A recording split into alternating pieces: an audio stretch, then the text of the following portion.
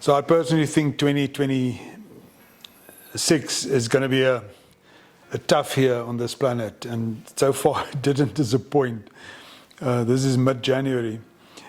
It's tough, and what I sense is that many leaders feel a little bit insecure, not so much about the what, but also the how. Their biggest desire is to revive their teams in the spirit in their teams, knowing that if there's enough purpose and reason to do the work and move on, and we can create that creative energy or innovative energy in the teams, then our chances for success is so much more. Now, what got me to facilitate business and communities for growth was a culmination of just life experiences, and it started with my love for nature, the principles behind survival and tracking, the principles in open system. It almost became an interest or a hobby to understand business and communities better through the eyes of nature and the experiences that one can create around that. The other was my interest, intuitively almost, my interest in the military, from tactics to strategy, but even more so from a mission command perspective. How can you be in command and therefore become less demanding as a leader, where the art then would be to make your intent clear. There's very high levels of central intent. With that comes empowered execution. So the teams get the job done, but in a particular container, and you hold that container, that kind of leadership. And I think the third dimension that got me into this was, can I call it high levels of spiritual intelligence, or an understanding of how important certain intelligences has become, to be intuitively connected with your environment and with the people around you, but at the same time be able to facilitate advancement. How do we go forward? And with that comes the importance of the individual, to be able to manage myself first and then the rest. I almost became a master in my journey, bringing these different dimensions together in experiences and in facilitation.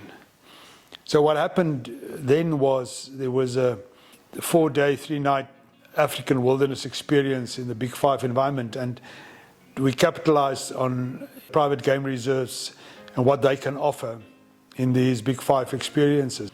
But it's not always easy for everybody to do, simply because of time and distance and costs. But then something interesting happened, and that is, after the pandemic, many business leaders asked, but can we do something smaller or shorter and achieve more or less the same objectives? Well, that's tough to do and it's tough to say, but we tried, and we ended up with a 2-day intervention. So it's a 1-night sleepover, and this is really what I want to talk to you about, is just the power of that. Why is it working? Well, you can maybe sense for yourself, it's the result of many years of facilitation, change in business and in people's lives.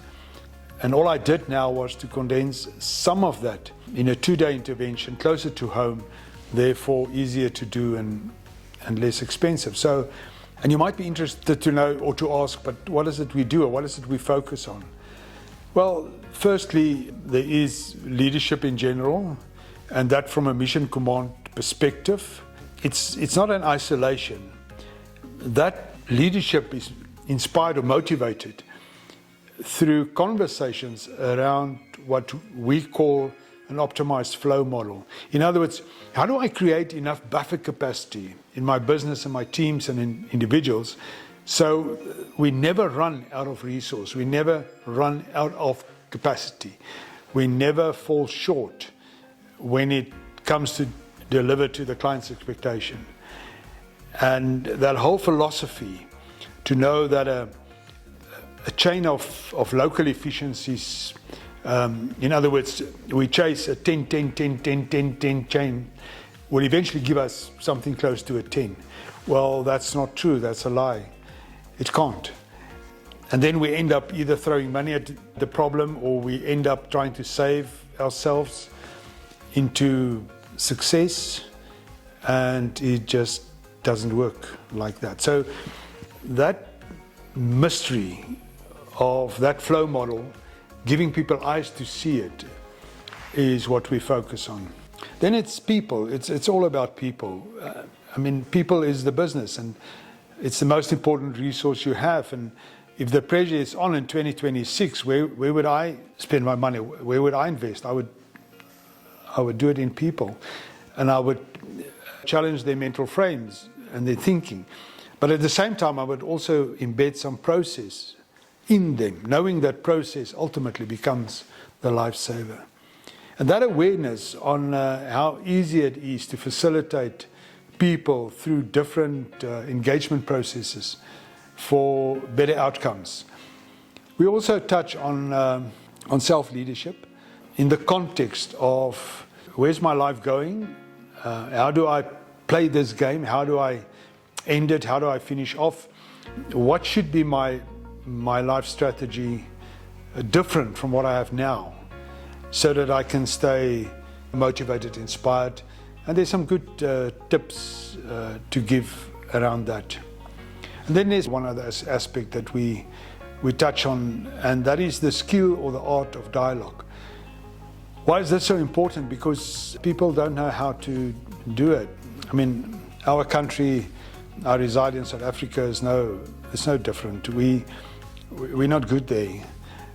And our government institutions, businesses, we don't understand the concept of dialogue. We don't understand the art of it, and then how to facilitate that for that particular outcome that you're looking for.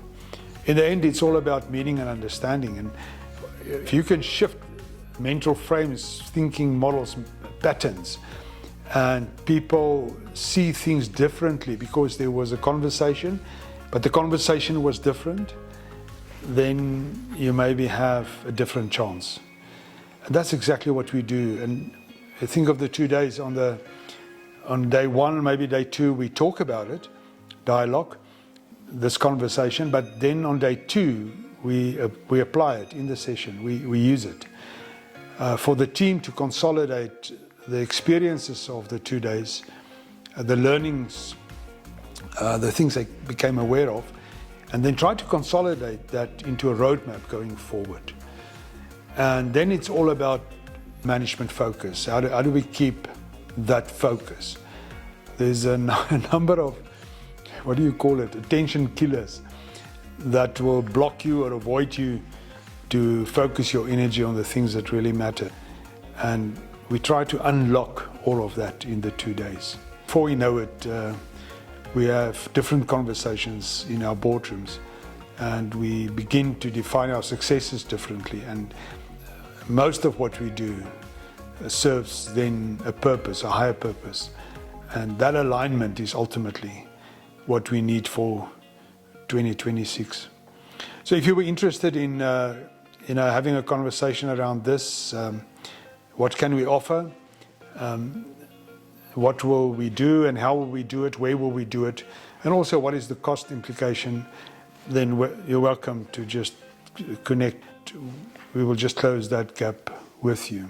It's the best thing you can do right now. In the beginning, 2026, is to invest in your people. And by that I mean your teams, or a team, and allow them to take a step closer to their potential, and keep their management focus and get the job done. Our role as leaders, my role as a leader, is to become inspirational and to empower. And this is really what we will unlock in the 2 days.